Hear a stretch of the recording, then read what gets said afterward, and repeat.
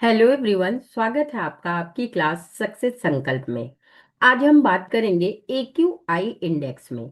Air quality index क्या है, इसे कौन जारी करता है, इसमें कौन कौन से कलर हैं जो प्रदूषक के मानक है, कैसे वो चार्ट होता है जो एयर क्वालिटी इंडेक्स को प्रेजेंट करता है, कितने प्रकार के प्रदूषक तत्व है जो इस इंडेक्स में दिखाए जाते हैं। आज ये हम सभी बातें करेंगे जो सामान्य लोगों के लिए और जो परीक्षार्थी हैं सभी के लिए उपयोगी हो। तो एयर क्वालिटी इंडेक्स पे बात क्यों करना है, क्योंकि हम जानते हैं कि वर्तमान समय में प्रदूषण न केवल भारत अपितु विश्व स्तर पर एक जटिल समस्या बनकर मानवता के समक्ष चुनौती दे रही है। इसी संदर्भ को देखते हुए जब दिल्ली गैस चैम्बर के रूप में संबोधित किया जाने लगे, तो हमें AQI इंडेक्स के बारे में जानना एक नागरिक होने के नाते अति अनिवार्य है। तो आइए देखिए कि AQI इंडेक्स में कौन कौन से तत्व हैं जो शामिल किए जाते हैं। तो कौन जारी करता है और इसमें क्या शामिल है। तो सबसे पहले देखते हैं कि जारी कौन करता है। तो सेंट्रल स्तर पर अगर हम AQI इंडेक्स के बारे में देखें तो CPCB यानी सेंट्रल पोल्यूशन कंट्रोल बोर्ड है जो भारत में ये प्रदूषण के जो तत्व हैं या AQI इंडेक्स है, एयर क्वालिटी इंडेक्स है, उसे जारी करता है। तो सेंट्रल पोल्यूशन बोर्ड है जो सेंट्रल स्तर पर जारी करता है और यह भारत सरकार की मुख्य एजेंसी है जो वायु गुणवत्ता की निगरानी करती है। राज्य स्तर पर बात करें तो राज्य स्तर पर SPCBs यानी कि स्टेट पोल्यूशन कंट्रोल बोर्ड्स हैं जो क्या करते हैं, समय समय पर जारी करते हैं अपने डाटा को और एयर की क्वालिटी के बारे में बताते हैं। कुछ निजी संस्थाएं भी हैं जैसे AQAR AIR है, ऐसे कुछ एप्स भी हैं जो क्या करते हैं, AQI के आंकड़े को जारी करते हैं। क्यों जारी करते हैं, क्योंकि हवा की शुद्धता किसी भी मानव के लिए या कहिए सभ्यता के लिए अत्यंत आवश्यक है। इसी को ध्यान में रखते हुए क्या किया जाता है, एयर क्वालिटी इंडेक्स को जारी किया जाता है। तो एयर क्वालिटी इंडेक्स जारी करने का तात्पर्य है कि उसके बारे में जानना कि पोल्यूशन के कौन से तत्व हैं और क्या इसमें शामिल किए जाते हैं जिससे पोल्यूशन की मात्रा पता लगती है। तो हमने देखा central pollution control board, state pollution control board और AQAIR जो हमारे निजी संस्थाओं के ऐप है उनके बारे में जाना। अब आइए जानते हैं कि इसमें कौन से तत्व हैं या पोल्यूशन के कौन कौन से कण हैं जो शामिल किए जाते हैं। तो एयर क्वालिटी इंडेक्स को जो मेजरमेंट किया जाता है उस मेजरमेंट में 8 पोल्यूटेड तत्वों को शामिल किया जाता है। कितने पोल्यूटेड तत्व हैं, तो 8 ऐसे तत्व हैं जिन्हें आइडेंटिफाई किया गया है किसके लिए, पोल्यूटेड तत्व के बारे में। तो सबसे पहले हमारे पास आता है PM2.5। ये ऐसे सूक्ष्म कण होते हैं जो लंग्स तक पहुंचकर उसे नुकसान पहुंचाते हैं। तो ये भी हमारे एयर क्वालिटी इंडेक्स में दर्शाया जाता है कि PM2 कण कितना है। उसके बाद पर्टिकुलेट मेटर, और इसमें PM10 यानी कि धूल के कण, धूल मिट्टी धुएं के कण कितने हैं ये भी प्रदर्शित किए जाते हैं। उसके बाद नाइट्रोजन डाइऑक्साइड जो वाहनों से निकलता है उसकी मात्रा वायु में कितनी है, और सल्फर डाइऑक्साइड जो कोयले और ईंधन से निकलते हैं उनकी भी मात्रा को क्या किया जाता है, दर्शाया जाता है कि वह वायु में कितने स्तर पर या कितने परसेंट क्या है मौजूद है जो वायु को पोल्यूटेट कर रहा है। तो हमने 4 तत्व देखे, PM2.0, PM10, उसके बाद कार्बन सल्फर डाइऑक्साइड और नाइट्रोजन ऑक्साइड, उसके बाद नाइट्रस ऑक्साइड। उसके बाद हमारे पास जो गण है उसे देख लेते हैं कि कार्बन मोनोऑक्साइड। कार्बन मोनोऑक्साइड कितना है, अधजले जो ईंधन से निकलता है जो पूरे नहीं जलते उनसे निकला हुआ तत्व कार्बन मोनोऑक्साइड वायु में कितनी प्रेजेंट है। ओजोन O3 कितनी मात्रा में है, जो धूप और रासायनिक क्रियाओं से बनने वाली गैस है वह कितनी मात्रा में वायु में प्रस्तुत है, प्रेजेंट है। उसके बाद अमोनिया जो कृषि और कचरे से निकलते हैं, और लेड के तत्व यानी PB के तत्व वायु प्रदूषण में कितने हैं, ये हमें किससे पता लगता है, एयर क्वालिटी इंडेक्स में। तो एयर क्वालिटी इंडेक्स में कितने तत्व हैं, तो एयर क्वालिटी इंडेक्स कितने तत्वों को प्रस्तुत करता है, तो 8 तत्वों के द्वारा प्रस्तुत किया जाता है। जिसमें क्या है, पर्टिकुलेट मेटल्स है जो 2.5 और 10 ये शामिल है। नाइट्रोजन डाइऑक्साइड है, सल्फर डाइऑक्साइड को उसमें रखा जाता है। और उसके बाद लेड की कितनी मात्रा है, कार्बन मोनोऑक्साइड की कितनी मात्रा है, ओजोन की कितनी मात्रा है और अमोनिया की कितनी मात्रा है। और इनके रिसोर्स भी दिखा जल्द आपको बताए हैं कि अमोनिया जो है वो कृषि के कचड़े से निकलते हैं। O3 क्या हम जानते हैं कि ओजोन परत का क्षरण हो रहा है, उसी से ओजोन आता है। कार्बन मोनोऑक्साइड हमें अधजले ईंधन से नहीं मिलते हैं। ये सारे तत्व AQI इंडेक्स में प्रेजेंट किए जाते हैं। इस चार्ट के द्वारा भी देख सकते हैं कि जो AQI इंडेक्स है वो उसमें कौन कौन से ऐसे तत्व हैं जिसको शामिल किया जाता है और जिसको शामिल करके AQI इंडेक्स को प्रस्तुत किया जाता है। तो यहाँ पर देखिए फिर से वही 8 तत्वों को प्रेजेंट किया गया है कि क्या तत्व हैं जो हमारे इंडेक्स को रेडी करने के लिए प्रेजेंट किए जाते हैं जनता के समक्ष, या फिर दिखाने के लिए कि वायु की कितनी गुणवत्ता है। तो वायु की गुणवत्ता देखने के लिए हम इन्हीं 8 तत्वों को देखेंगे कि लेड की मात्रा कितनी है, और उसके बाद उसमें नाइट्रोजन डाइऑक्साइड की मात्रा कितनी है, सल्फर डाइऑक्साइड कितना है, ओजोन कितना है, और उसमें NH3 यानी अमोनिया की कितनी मात्रा है, लेड की मात्रा, और PM10 की, PM2.5 और CO2 और NO2 की मात्रा को देखा जाता है।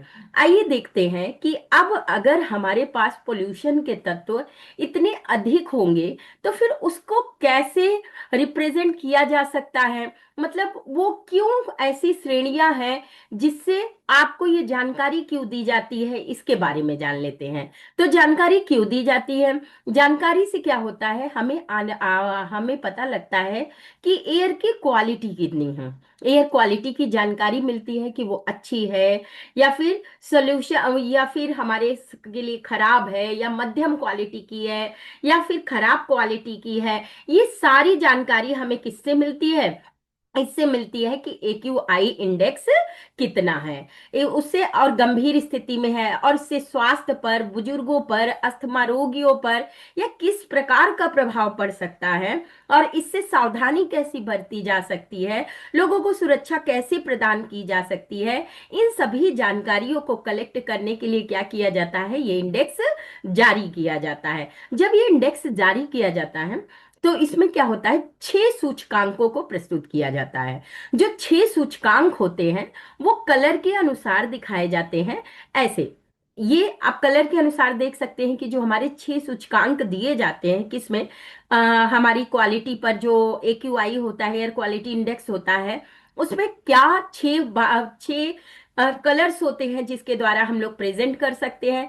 तो यही जो आपको चार्ट में प्रेजेंट करके दिखाया गया है, यही 6 कलर होते हैं जिसमें इंडेक्स का सूचकांक क्या होता है, 0 से 50 के बीच जो होता है। इसमें क्या होता है, एयर की जो क्वालिटी होगी वो गुड होगी, जो 51 से 100 के बीच होगी मॉडरेट होगा, मतलब ना बहुत अच्छा ना बहुत खराब होगा। जो 101 से लेकर 150 तक होगा वो अनहेल्दी होता है, और जो 151 से लेकर 200 के बीच होता है वो भी उससे ज्यादा थोड़ा अनहेल्दी होता है। और 201 से 300 के बीच अगर एयर क्वालिटी आ जाए तो वेरी अनहेल्दी हो जाता है। और 300+ से अगर ऊपर चला जाता है तो इसकी जो स्थिति होती है वो हजार्डियस, मतलब अत्यंत खतरनाक स्थिति में इसे देखा जा सकता है। किसको? एयर क्वालिटी को।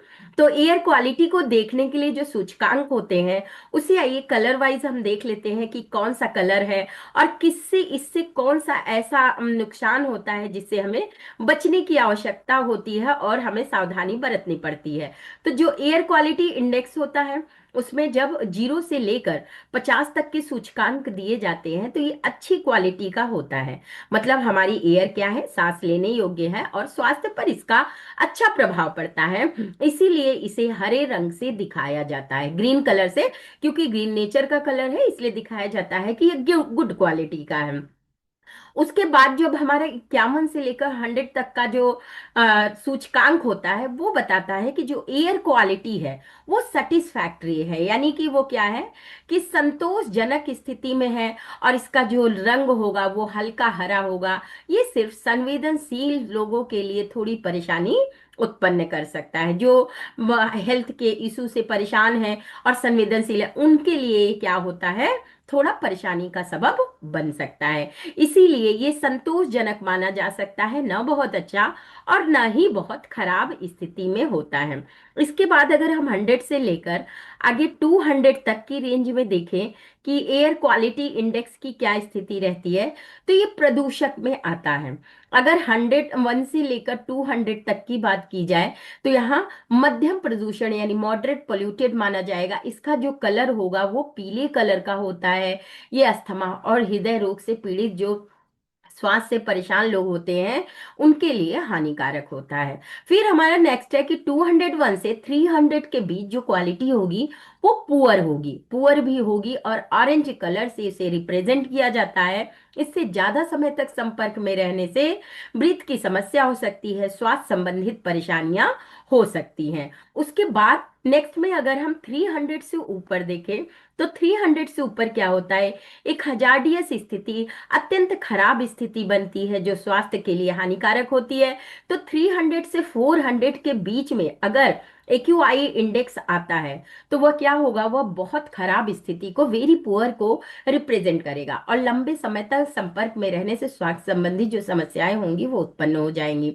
वहीं अगर 401 से 500 के बीच देखा जाए तो गंभीर, ये गंभीर स्थिति, सीवियर सिचुएशन को प्रेजेंट करता है, और यह लाल कलर से यानी रेड कलर को रिप्रेजेंट करेगा। लोग इससे प्रभावित होंगे और रोग ग्रस्त हो जाएंगे। इसीलिए क्या होता है, इसको कलर वाइज डिफाइंड किया जाता है, जिससे पब्लिक को ये पता चल सके कि जो एक्यूआई इंडेक्स है वो किस स्थिति पर पहुंच गया है। यहाँ भी आप देख सकते हैं 300 के नीचे जो है वो बिल्कुल डार्क से डार्क कर दिया गया है, जो हजार्डियस सिचुएशन को दिखाता है। तो हमारा एक्यूआई इंडेक्स ये प्रेजेंट करता है कि वायु की गुणवत्ता कितनी है और उसमें प्रदूषक तत्वों की मात्रा कितनी अधिक है, जो मानव के स्वास्थ्य के लिए और मानव के जीवन के लिए आवश्यक हो। जैसा हम जानते हैं कि आर्टिकल 21 हमें जीवन का अधिकार देता है, उसमें स्वच्छ हवा, स्वच्छ वायुनी और स्वच्छ स्वास्थ्य, सही स्वास्थ्य के से जीने का भी अधिकार उसमें निहित है। तो वायु क्या है, स्वच्छ वायु अधिकार के रूप में भी आता है। इसलिए हमें ये जानना पड़ेगा कि अगर एयर क्वालिटी इंडेक्स अच्छी नहीं आ रही है, 300 प्लस से ऊपर जा रही है, हजार्डियस सिचुएशन में है, तो हम क्या क्या उपाय हैं जो उसे लगा सकते हैं। पोल्यूशन हर साल की एक समस्या है और प्रति वर्ष ये अपने सीवियर सिचुएशन में देखी जा रही है। तो हम कर क्या सकते हैं, तो पोल्यूशन से बचने के लिए, एयर क्वालिटी को इम्प्रूव करने के लिए दो उपाय हो सकते हैं। एक होता है हमारा लॉन्ग टर्म उपाय और एक होता है शॉर्ट टर्म उपाय। तो लॉन्ग में जो हम देखेंगे वो सरकार से लेकर समाज तक सबको साथ आना होगा। तो यहाँ पर सरकार अपने स्तर पर काम करेगा और समाज अपने स्तर पर काम करेगा, तब जाकर क्या हम लॉन्ग स्तर पे क्या कर सकते हैं, पोल्यूशन की समस्या का समाधान कर सकते हैं। समाज पेड़ लगा सकता है, कचरे को कम वेस्ट यानी पोल्यूशन को, प्लास्टिक को कम यूज करके भी पोल्यूशन की समस्या को हटा सकता है। कचरे को नदियों में डालने से बचने से भी समाज इस पर कार्य कर सकता है। बच्चों को अवेयर करके भी उसे समाधान किया जा सकता है। सरकार के स्तर पर नियम बनाकर और इंडेक्स को सही दिखाकर, नागरिक को जागरूक बनाकर, मॉक ड्रिल करके, जैसे उपाय कर कर, ऑड एंड इवन गाड़ियों को चलाकर और लोगों को ट्रांसपोर्ट में, पब्लिक ट्रांसपोर्ट की ओर राह दिखाकर सरकार क्या कर सकती है, लॉन्ग टर्म में इसे कंट्रोल कर सकती है। अगर शॉर्ट टर्म में देखें कि वर्तमान समय की समस्याएं हैं, पेड़ लगेंगे तो उनका परिणाम दूर तक आएगा, अगर हम जंगलों को काटने से रोकते हैं तो उसका भी परिणाम देर से आएगा। तो वर्तमान समय में क्या किया जाए जिससे जनता को सुरक्षित रखा जा सके, तो बाहर निकलते समय हमें क्या करना है, N95 और N99 मास्क का प्रयोग करना है। घरों में प्यूरीफायर का प्रयोग हम कर सकते हैं। बुजुर्गों, बीमारों को बाहर जाने से थोड़ा रोका जाए। AQI को सुबह सुबह जब देख रहे हैं कि खराब है तो उसे क्या करना है, हमें वॉक करने कम जाना है। अनावश्यक जो वाहन चल रहे हैं उसका उपयोग कम करके सार्वजनिक परिवहनों का उपयोग किया जा सकता है। पानी को अधिक से अधिक पिया जाए और शरीर को विषैले तत्वों से बचाया जाए। एंटीऑक्सीडेंट युक्त भोजन मतलब फल, हरी सब्जियां, आंवला इत्यादि का प्रयोग हो। घर में धूप, अगरबत्ती, धुएं के प्रयोग करने से बचे और ऐप और समाचार के द्वारा वायु गुणवत्ता की जानकारी रखते रहें। यदि सांसों में और आंख और गले में अगर किसी प्रकार का जलन हो तो डॉक्टर से समय समय पर अपना संपर्क करना चाहिए। यही उपाय हैं। तो वर्तमान समय में हम इन उपायों से एक्यूआई की समस्या को यानी वायु प्रदूषण की समस्या को रोक सकते हैं। और लॉन्ग टर्म में एक सजग नागरिक होने के नाते हम सबकी जिम्मेदारी है कि हम प्रदूषण को रोकने में अपना सहयोग करें और एक दूसरे के सहयोग के साथ जो हमसे हो सके हम पोल्यूशन को बचाने के लिए अपना एक दूसरे का साथ दें। और सरकार अपने स्तर पर करे, जैसा कि हम जानते हैं कि हम विज्ञान है और विज्ञान ने ही समस्या दी है, तो उसी विज्ञान से हम रिन्यूएबल एनर्जी के द्वारा क्या कर सकते हैं, समस्या का समाधान भी कर सकते हैं। बस आवश्यकता है हम सबको साथ मिलकर कार्य करने की। तो नेक्स्ट क्लास में हम किसी और ऐसे करंट टॉपिक पर बात करेंगे। तब तक के लिए धन्यवाद। स्वस्थ रहिए, खुश रहिए।